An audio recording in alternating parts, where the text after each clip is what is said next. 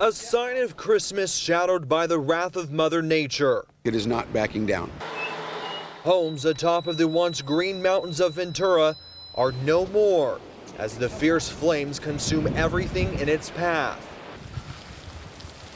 Jennifer Seeger stepped outside to douse her house, hoping it would keep the embers from igniting the place she's called home for 50 years.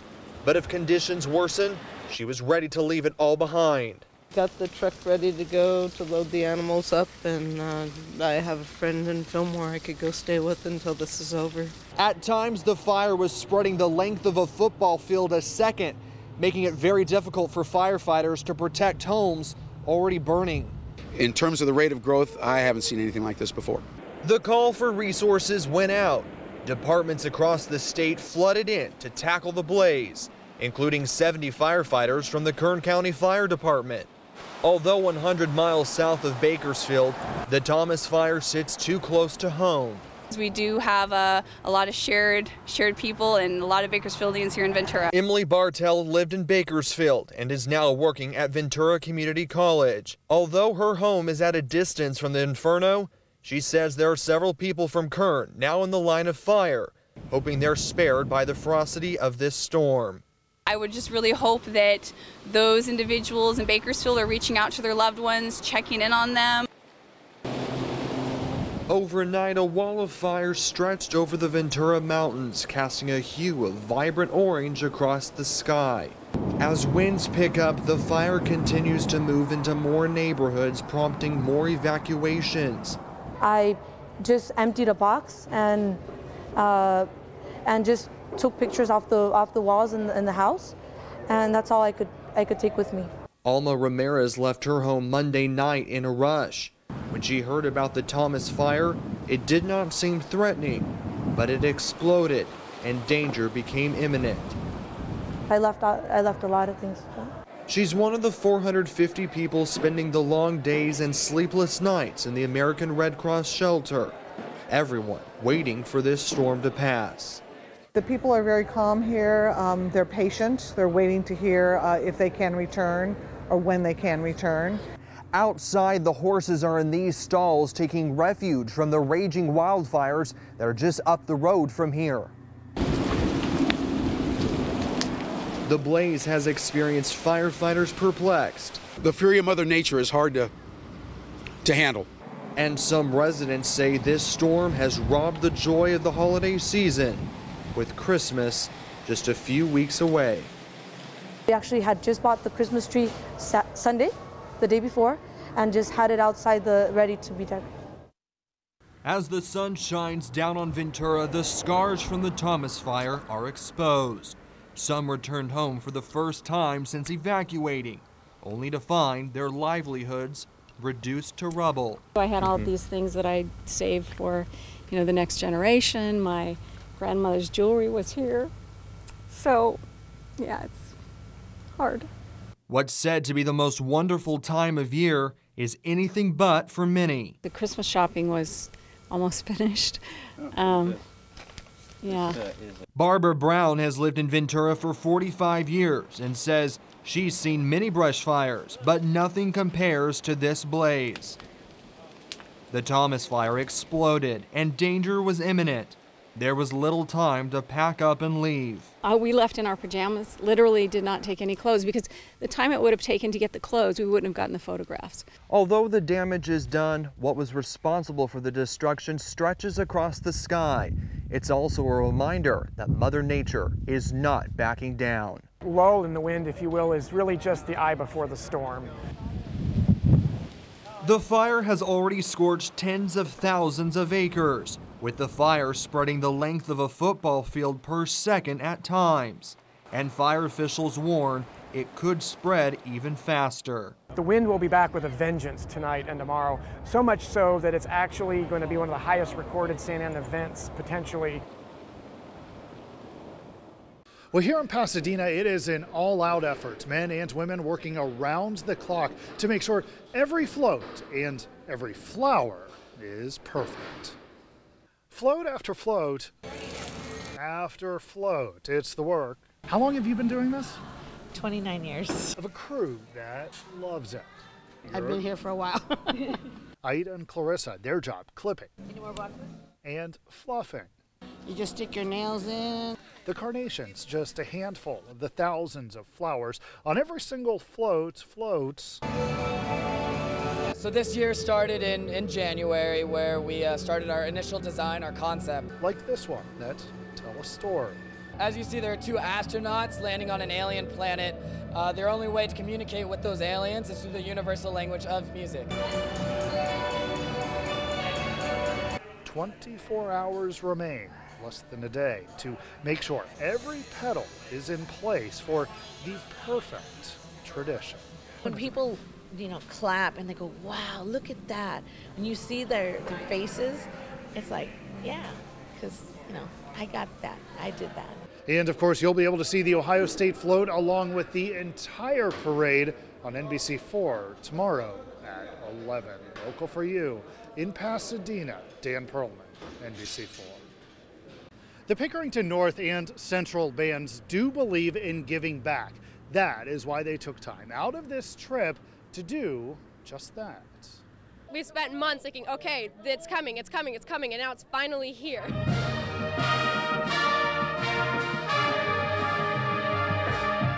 Pickerington. I love giving back to the community. In Pasadena. It's an honor to be able to come here and play for them.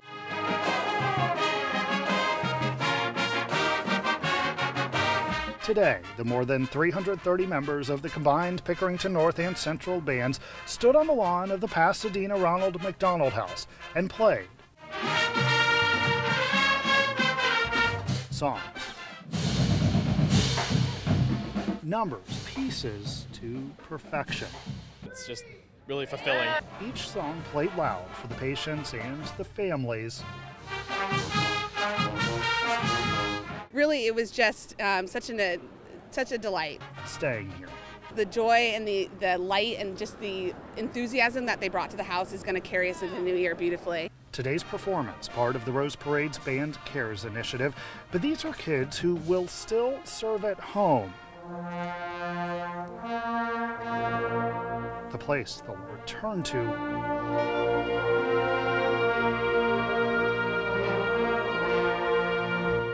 I'm really excited for tomorrow. Of course, after they march. How excited are you for tomorrow? Oh, I'm beyond excited. I cannot express how excited I am. Of course, tomorrow a very busy day with the kids marching in the Rose Parade, which you can watch right here on NBC4 at 11. Local for you in Pasadena, Dan Perlman, NBC4.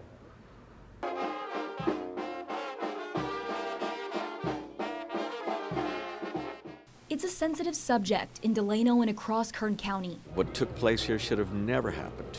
We should have never had this loss, and now 6 children are without a father and a mother. The deaths of 35-year-old Santos Hilario Garcia and 33-year-old Marcelina Garcia Perfecto. The whole city mourns for a tragedy that could have been avoided. The Garcias were victims of a car crash, but the circumstances surrounding their crash have garnered national attention. On March 13th, Garcia and his wife were pulled over by ICE agents. According to an ICE spokesperson, they targeted Garcia because he matched the description of another suspect. When the couple realized they were being stopped by immigrations, they sped away. Due to what's going on with ICE, the fear is there that they're going back to a country that no longer are they going to be able to support their family. Their vehicle hit a pole on Cecil Avenue. They died on the scene, leaving behind their 6 children. They were good parents. The last time their children saw them, they were going to work. They were looking for work. Their funeral was heavily attended Monday, with family and friends filling every pew and spilling out the doors. If politics is affecting us this directly, in our own neighborhood, it shakes me up inside. A moment of closure for the Garcia children, but the early beginnings of a lifetime without their parents. Lori Lizarraga, 17 News.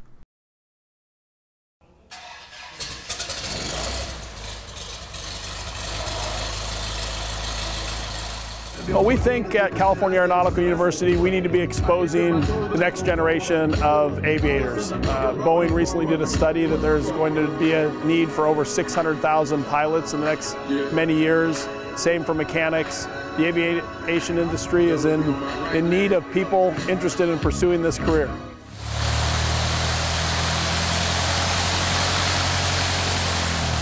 I wake up every morning at 6, 7 a.m. I either get ready for a flight or get ready for a class. The flights is always depending on the situation, depending on when you get scheduled. You fly around 3 to 4 times per week. We have no vacation. It's 5 terms of 10 weeks each, so 50 weeks per year. So we only have 2 weeks out of the year of vacation, which is winter break. So that compacts the whole program in 3 years. But it's tough for some people, but for people that are actually dedicated and actually want to do this thing in the least amount of time, this is the best place to do. At California Aeronautical University, we're all about igniting people's interest in aviation. So whatever it is that a person wants to pursue, we want to encourage them to study that, whether it's flying aircraft, maintaining aircraft. Everyone is hiring pilots at the moment. There's a huge demand of pilots just because everyone's retiring right now. So the airlines and the corporate jets are actually fighting each other to who gets the best pay, so they get more attracted to students and pilots. If they're interested in the program, tell them to do it. To do it and don't stop. If they have a goal to become an airline pilot, it is the right place, the right fit to do it. But I actually warn them that it's hard. It's not an easy career to do. It's an actual tough career to do. It's a lot of commitment on yourself, your parents, and your family to just be in this program and this intense career.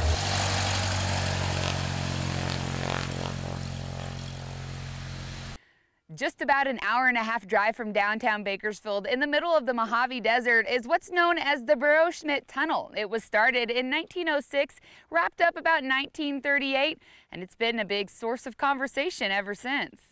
It's known as William Burrow-Schmidt's obsession, a mining claim that turned into a 2,087-foot-long tunnel, all dug by hand. It's even considered an engineering feat that he was able to do this by himself. We're going in. Listed on the National Register of Historic Places, the tunnel is one of the only of its kind in safe enough condition to welcome visitors. The fact that it goes that far and that you can stand up and most people can walk back there without banging their heads is pretty good. Yeah, most people. Ow!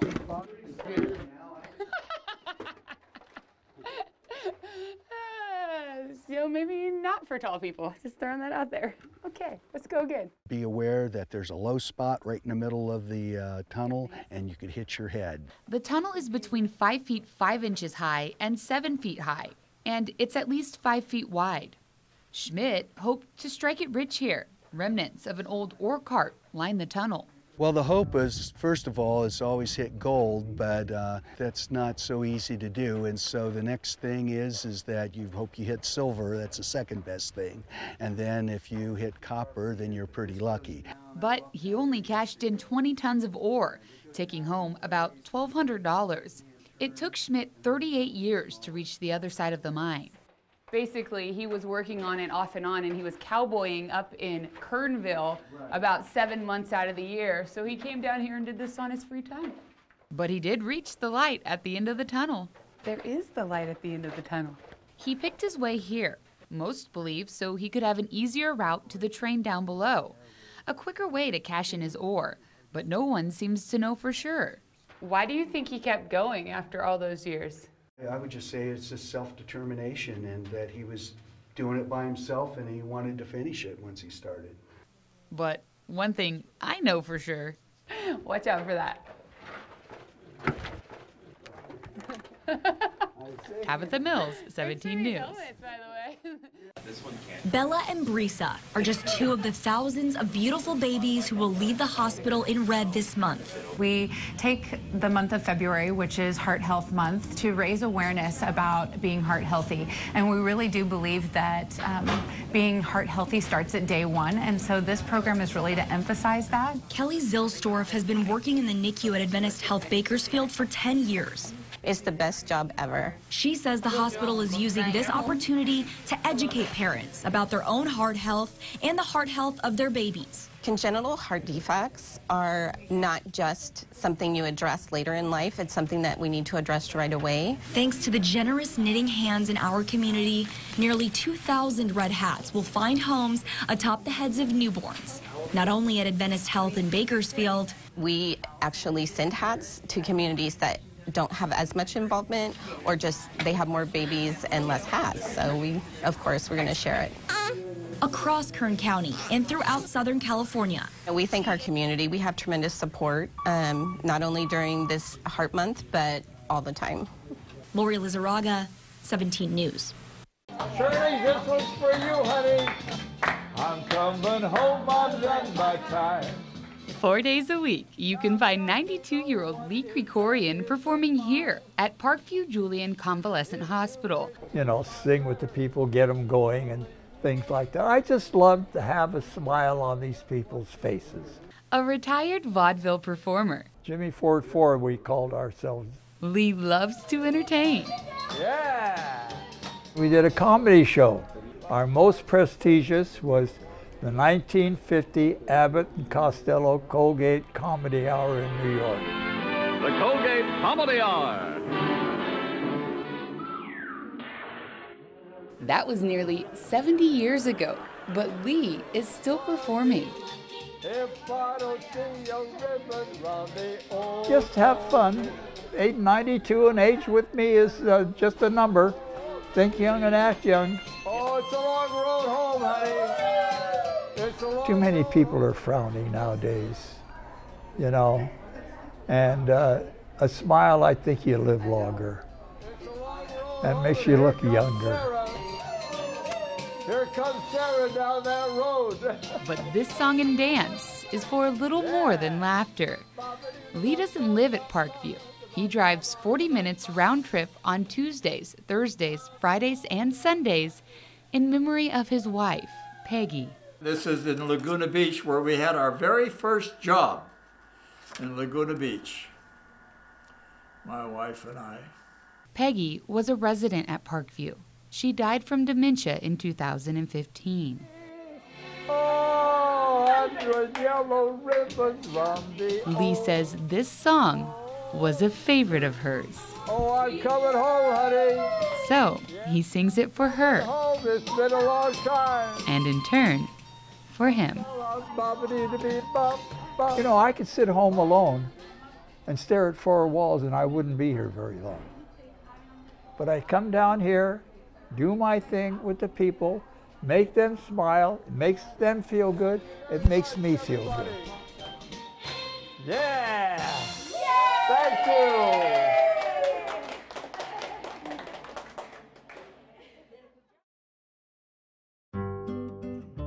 There might not be anyone who loves Oildale and its people more. They are the friendliest people in the world. Ray Mish has called the 08 home for nearly 70 years. So that should tell you just about what kind of a guy I am.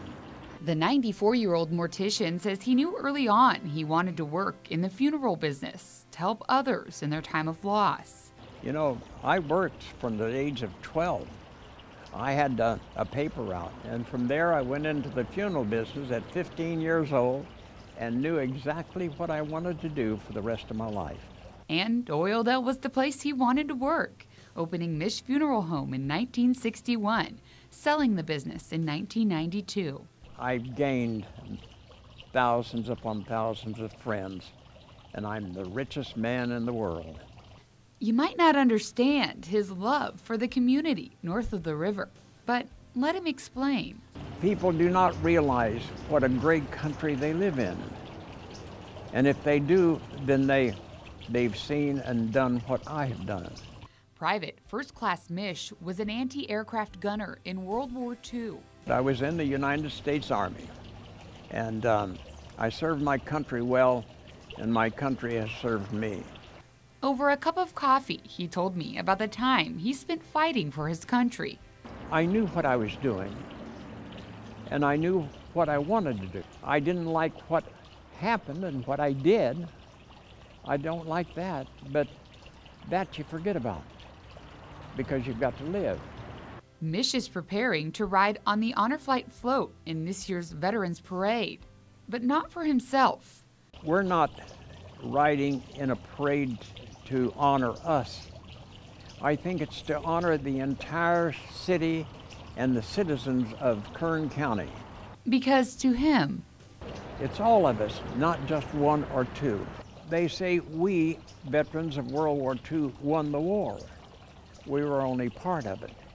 Because you see, there were citizens back home who were working hard. They were saving their money. They've started making arms, ships, planes. They were fighting here. And if you ever thank him for his service, he'll be gracious. But selfless duty will win out again. When people walk up and say, thank you for your service, yes, you're welcome. But really, it's not necessary. When you do something for your country, you do it with your whole heart and your whole soul. And it's the greatest feeling that a man could possibly have, being called a veteran. And that's all I think is necessary.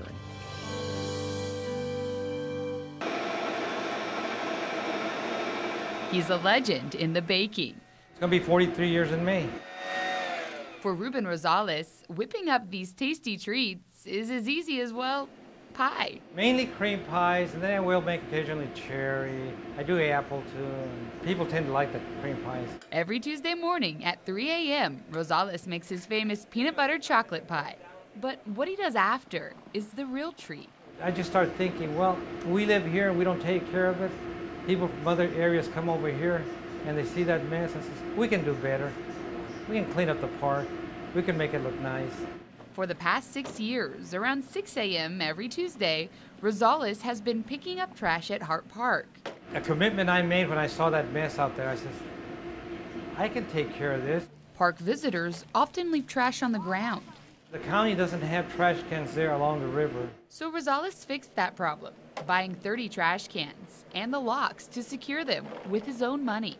He empties them every time he visits the park. Kern County and Bakersfield is my home, you know. I'm proud of it. It's like my yard. I want to take care of it. And, you know, we all should look at it like that. And we should be proud of Kern County. Over the years, friends have joined in, and the county began supplying trash bags. But Hart Park is a little sweeter today, thanks to Rosales. To me, it's fun. It's just fun doing. There's something different between working and getting paid for it and going out there doing something out of the kindness of your heart. You know, you actually feel better. And any way you slice it, Bakersfield is a little sweeter too. I think everybody else should have an opportunity to do something like this and enjoy it. Yeah. Because I find it rewarding. Might sound crazy, but I do.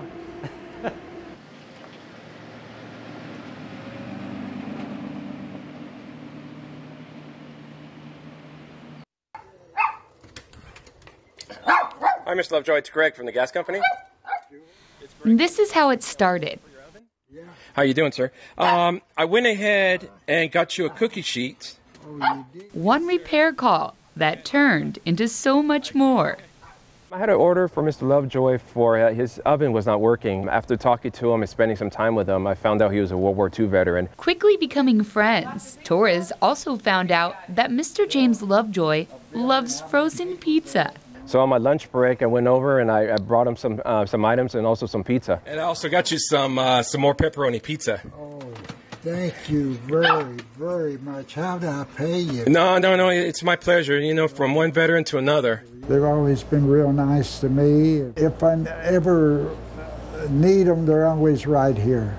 Torres didn't stop there. He also discovered Lovejoy is visually impaired. No cure for it.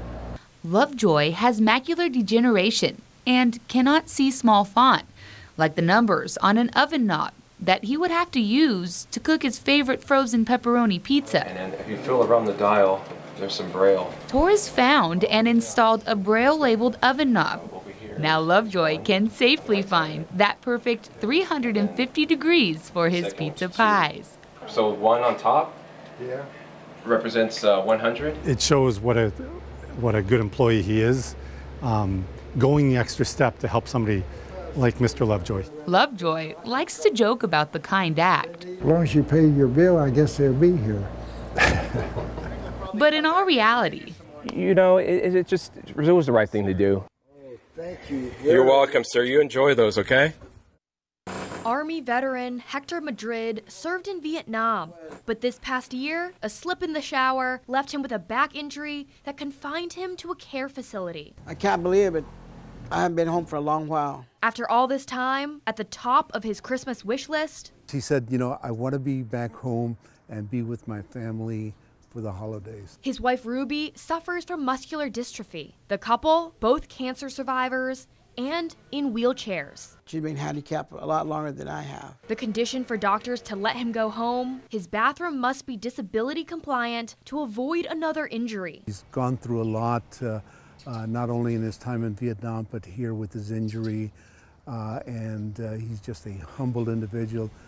So the national nonprofit Rebuilding Together joined forces with Lennar Home Builders to remodel the Madrid's bathroom. All the labor done by local volunteers. Unbelievable, you know, that it came in a crucial moment that I really needed some help. The new bathroom will feature larger doorways, railings, a walk-in shower, but it's much more than just a bathroom. I'll be able to be safe in there by myself without having other people to help me in and out. The symbol of independence and dignity he deserves.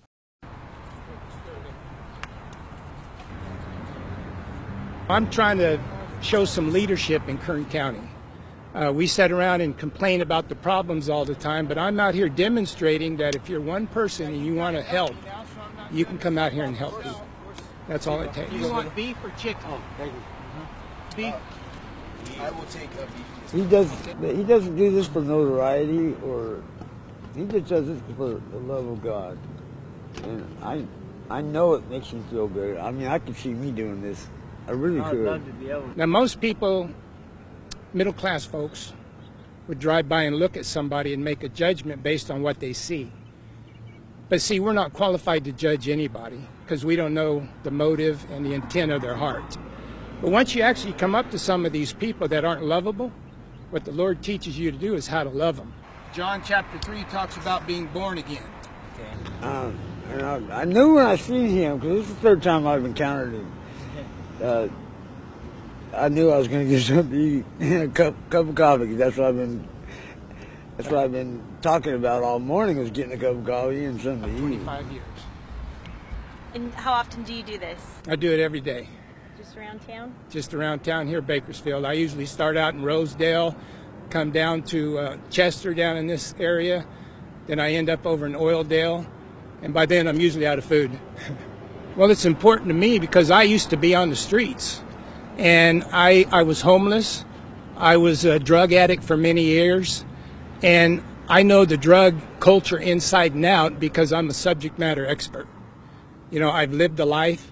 I had an encounter with Jesus, and he changed my life, and I know it works. It's pretty inspirational, and it really restores faith of that there are people like that out here that really just do care for no reason, but just to help.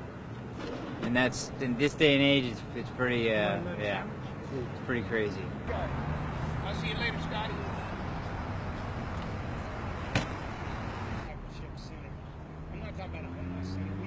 Thursday morning, if you listened closely, we want a bear!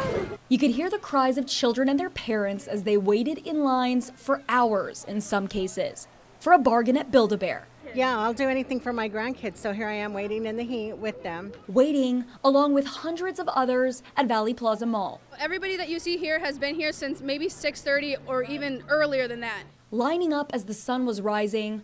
I mean, it's just been hectic. You know, people have been saying that there's people inside crowding, just trying to get in, and you know, it's not fair for the people that have been waiting here since early. All for a bear that today costs as much as your child's age. $1. He's one, so. $11. Woo! So feeling good? Yeah. Worth it? Yes, very well, at least to me, yes. The store's first ever pay your age sale. I went in there myself and I talked to Build-A-Bear, and they just throw up their hands and say, we can't do anything. But the Build-A-Bear workshop in Bakersfield was so overrun with customers. They didn't prepare for the crowd. We're being told now that we might as well go home, whether you registered or not.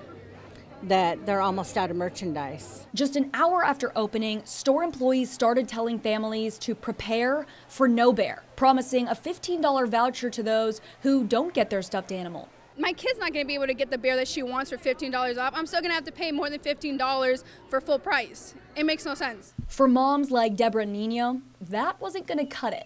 She and her kids waited in line for 6 hours. It's already almost 11 o'clock, and why haven't we gone in yet? By 1:30, Deborah, her sister, and all 4 kids got their bears.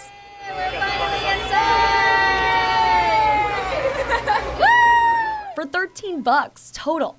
And we're still keeping our fingers crossed that corporate hears about Tina. And it's retaliation. Holly King has been in the almond industry in Kern for about 25 years. Right next to Frontier High School sits on our original orchard. But King, who chairs California's almond board, is concerned. We look at ourselves as being collateral damage. The Trump administration has imposed tariffs on several countries in recent months, saying the United States has been treated unfairly on trade. We have to change our ways. We can no longer be the stupid country. We want to be the smart country.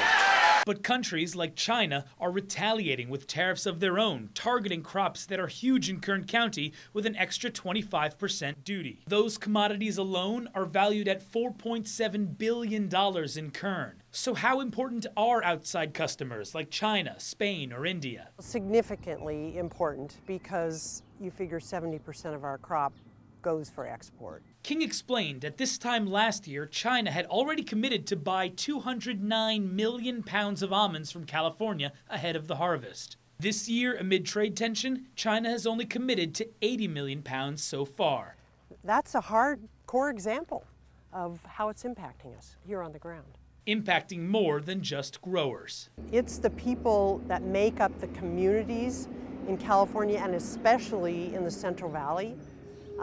We create 97,000 jobs just in the Central Valley, and that's just for growing almonds. Jared Andrews Jr. was visiting from Hawthorne with his girlfriend and her family. They were camping at Sandy Flat near Lake Isabella. On Saturday morning, he slipped on a rock and plunged backwards into the Kern River's powerful current. His family says he wasn't a strong swimmer. Jared Andrews Jr. fell into the river about a quarter mile upstream, but this is the point where he was last seen. Kern Search and Rescue says this is their first large-scale search this year. So, when 3 days of searching by boat and helicopter yielded no results, they turned to a drone. Sergeant Steve Williams says his team has trained with the device for 6 months, preparing to finally use it. When the search becomes longer term and we need to look in more detail from the air, the unmanned system is a great way to go. That allow us to see deeper down into the water than you could certainly with the naked eye. This afternoon, a rafter spotted a man's body floating in the river 2.5 miles downstream from where Andrews fell in. 295 people have died in the Kern River since 1968, when the county started keeping track. 15 people drowned last year. Today's discovery makes 2 deaths this year. Karen Hua, 17 News. This sweet little boy is Nathan. Before he was born, doctors began to notice he was small. They had Pamela Aguirre visit a specialist during the end of her 2nd trimester. That's when it was confirmed. Nathan was not growing normally. And I prepared myself for him being small. I prepared myself for the dwarfism, for whatever, came our way. But Nathan was delivered October 6th, weighing only 2 pounds, 15 ounces. It's not what you expect. He wasn't premature, so Nathan's size confused physicians. He's been in the hospital for observation since he was born. Nathan needed to gain weight to be discharged. In the following weeks, he gained 3 pounds, then topping 5 pounds. Nathan was finally ready to be discharged until the seizure started. He just cries with so much pain, like something's bothering him. And it's the point where he cries so much that it's so painful that he actually stops breathing for 15 seconds. He turns gray, his veins pop out, and it's horrible. It's horrible to see that. Nathan was transferred to Valley Children's Hospital in Madera. Doctors there still haven't figured out what's causing his symptoms. The medical staff reached out to Rady's Children's Hospital in San Diego for genomic testing, which helps identify illnesses in newborns. By studying Nathan's DNA, they were able to find that he has an extra chromosome, which is an unusual diagnosis because it's rare. He's, like the 8th person in the world to have something similar to what they're saying. And that's pretty much, just all they know for right now. It's so new. Nathan's food intake has also suffered. He has the interest to, but he won't. Like, he gags, so he has that reflex. So the nurse just thinks that, like, it may just go downhill, from here, but we don't know. Nathan will remain in the hospital for additional testing. The goal is to try and control his seizures and eating. He could be fine this week, and then next week it's another thing. And next week's another thing. And that's pretty much where we're at. For the first 3 months of this little boy's life, his parents continued the journey from Madera to Bakersfield to comfort Nathan at his bedside and still care for his 10-year-old brother who is autistic. Nathan's parents remain hopeful that someone will figure out how to help their baby. But for now, it remains a medical mystery.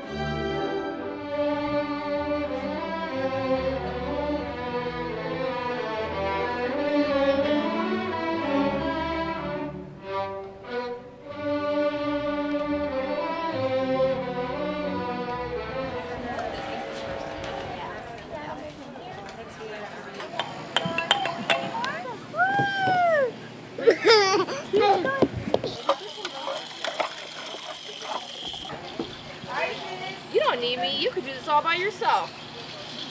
Keep your feet on the pedals.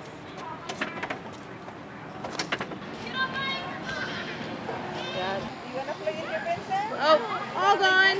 All gone. Her dimples are so cute.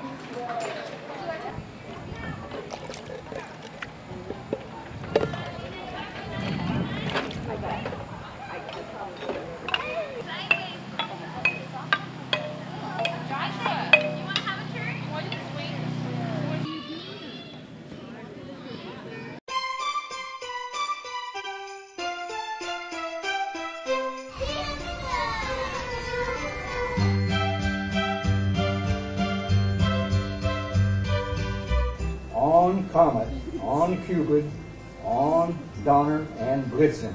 And who was the other reindeer? Right, he wasn't in this poem. Well, I'll tell you my story with my connection with this school. When I was 5 years old, I started kindergarten here. And I'm now 95, so that's 90 years since I have started school here, 90 years ago. So I wanted to come back and kind of give a little something to the children here, dressed up like Santa. And that's the reason I'm here. It had been 1928 when I came through these doors. It was built similar to this. It was kind of a long way with rooms on both sides. A similar building to this, but not the same. Oh, they love it. They just all love it. They took individual pictures, and yeah, they loved it.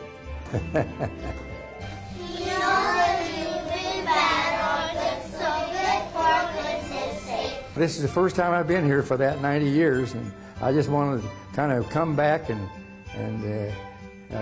make the children happy, you know. So that was the reason I came back.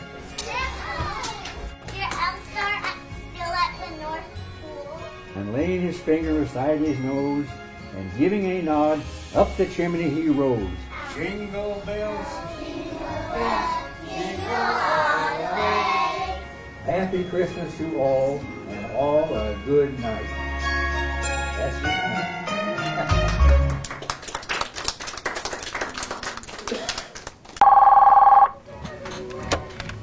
Good morning, Dr. Parks Place for Monopoly. Happy Halloween. How can I help you? It all started about 3 years ago with my office manager, Robin. Robin basically is the creativity of the office, and she started all this. And so it's been a tradition for the past 3 years, and we have themes every year. This year your theme is Monopoly? Monopoly is this year. And tell me about that. What do you have around the office? Oh, it's all, I mean, it's just plastered everywhere around the office. If you just take a tour, the patients come in and they love to read everything and look at everything, and we have people, not even our patients, that come by and they just love what they see, and they think it's so festive, and it's a relaxed environment here.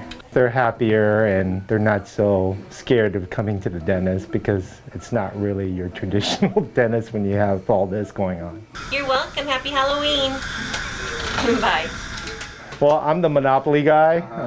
The girls dress me up, and I guess since, you know, I'm the park and this is the Monopoly guy. And it doesn't always have to be so intense at the dental office, and people really do like to just relax and have fun, and you know, we get a smile out of them, and that's all that counts. Just come by and look, and if you smile, we're happy.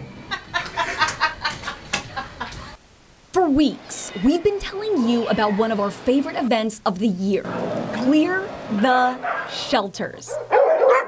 This is so exciting for us. Every year it gets bigger and bigger and bigger. The Bakersfield Animal Care Center is home to hundreds of animals right now, and we need your help getting them out of their cages for good. This year we've got lots of beautiful animals that need loving forever homes.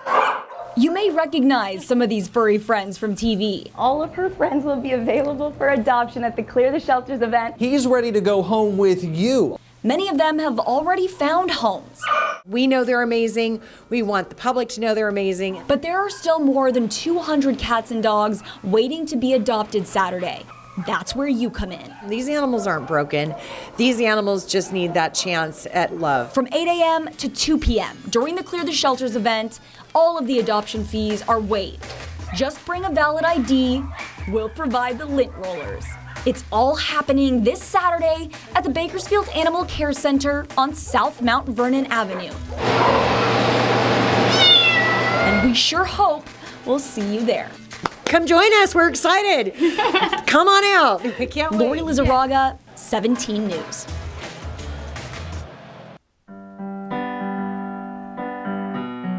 Every heart beats to its own melody.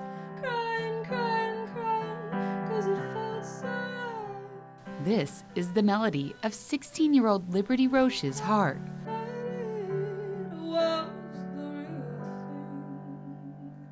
I started writing when I was about 8 years old. A poet in every sense of the term, writing was her escape. It's kind of been just a release for me and something that really brought me a lot of joy and a lot of peace. But she wanted to share those feelings with others, so her passion transformed into music. I want my music to inspire people and to spread hope and joy and love. She went all in, going to school full-time and essentially working a full-time job, honing her craft. It's a lot of work, and I'm so happy to do it, so it makes it so fun. But if I didn't love it, I'd be really tired. But I love it so much that it makes it all so worth it.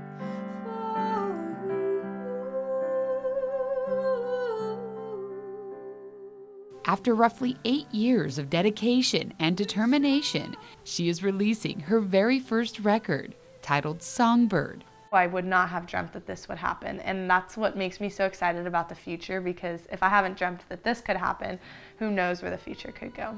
Accompanist Mary Bella believes Liberty's future will go somewhere grand. Liberty is one of the most beautiful people that I've ever met, and her spirit is just incredible. Which brings us back to Liberty's heart and the melody it beats to.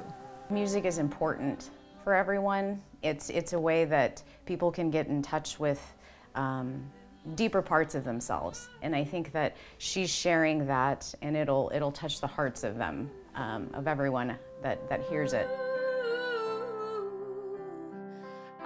I really want to be able to make that impact on people's hearts. Her parting lyric as this songbird takes flight.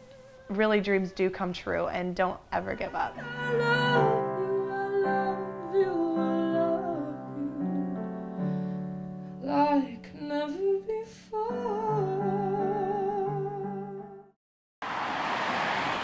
As the sun rose and the moon dipped into the Mojave Mountains, something was different about the desolate desert road of California City Boulevard. 3 billboards strategically lined the road, sending a message of frustration and sorrow from the loved ones of 23-year-old Devery Schiller, most of all from her mother. Much like the Oscar-winning film 3 Billboards Outside Ebbing, Missouri. It seems to me the police department is too busy eating Krispy Kremes. The film centers around a mother's anguish trying to catch her daughter's killer and stopping at nothing to keep the case in the public eye, even if it means going head-to-head with law enforcement. That character is notably similar to Debbie Phones, the mother who's brought 3 billboards outside of California City. Tell me why you put these billboards up. Piss people off? I have a mouth and a way with words, and I'm pissed off. You know, I don't want to be doing this. I don't want to have to share my pain publicly, but I ain't got a choice. It's been nearly 2 years since 23-year-old Devery Schiller was strangled to death in the park just across the street from the home she shared with her mother. The message of Devery Schiller's mother? What the cops are doing now is fine, but justice for her daughter should be a much higher priority. I mean, I know the first face she saw when she was born. You know, I have the right to know the last face she saw when she died. The writing on the billboards came easy for Deb, as she's always felt the biggest issue with her daughter's case is the lack of resources and manpower the police department has. So seeing the amount of work recently poured into seizing marijuana naturally raised questions. Questions we had as well. There's not enough tools. Unfortunately, Devery's case kind of becomes a cold case, for lack of a better term. Despite her frustration, Debbie's never taken it out on Sergeant Hayes. She believes to some extent he can understand her pain. It's very frustrating. The Schiller case is a big one for me. Just because, as you said, Deb, she's an original. She's very unique. She is always in contact with me, as I've been talking with her this morning. She'll sit in that chair probably once a week, and we'll talk about, you know, things that need to be done and things like that. And then not being able to get them done is frustrating, because I got to look at that mother. I got to look at her in the eye and tell her I'm doing everything I can, but right now it's not much. It's likely going to get worse, a lot worse, after a recent tax measure failure. June 30th is the end of the fiscal year, and we're looking at cutting from 16 positions to 4 police officers, period. Oh. So there won't be any detectives. Oh. So what happens with these cases then? They get worked on when they can. Olivia Lavoie, 17 News. Debbie Phones has had a tough life, burdened with serious health issues, including currently battling a brain tumor. But the biggest fight of her life remains finding her daughter's killer. I have family members that want me to stop. They want me to just move on with my life. I really don't know how. It's been 2 years since 23-year-old Devery Schiller was strangled between this fenced area and a Cal City park. Today, police officers and some who knew Devery gathered at the spot now called Devery's Diamond. It's where she was found. It's horrible. Nobody should see that. But Debbie has seen the haunting images of her lifeless daughter, images she says she can't get out of her mind.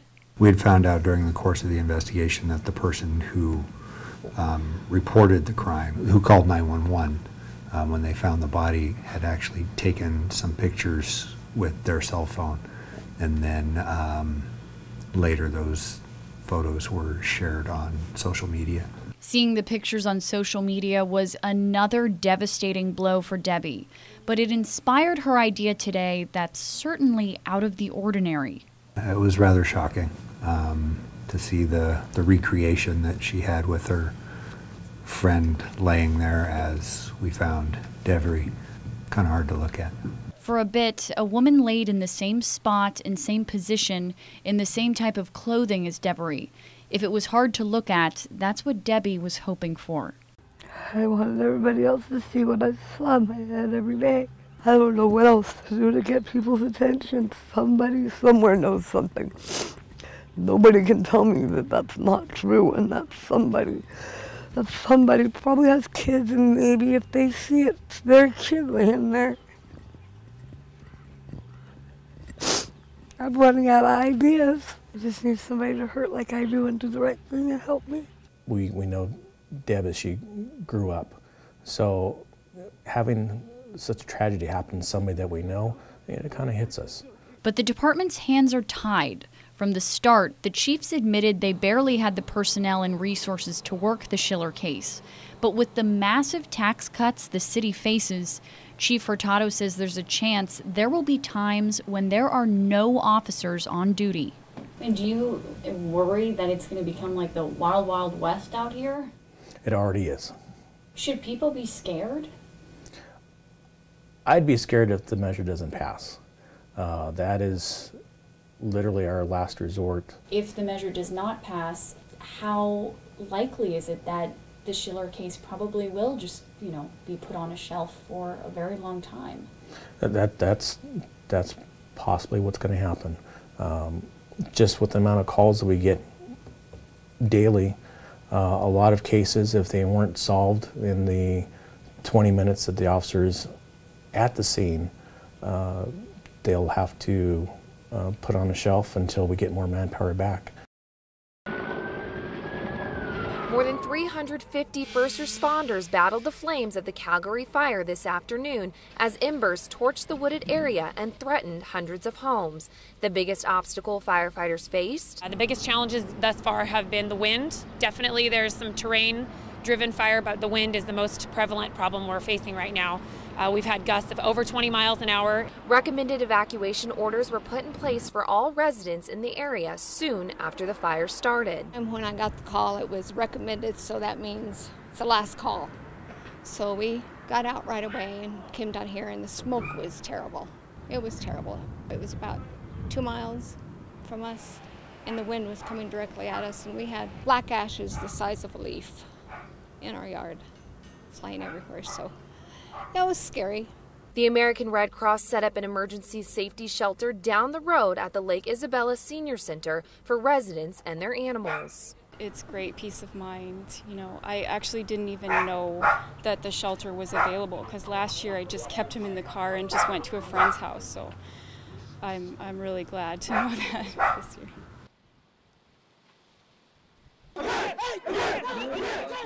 Tyler Schillhubble was ready to lead the Independence Falcons to victory.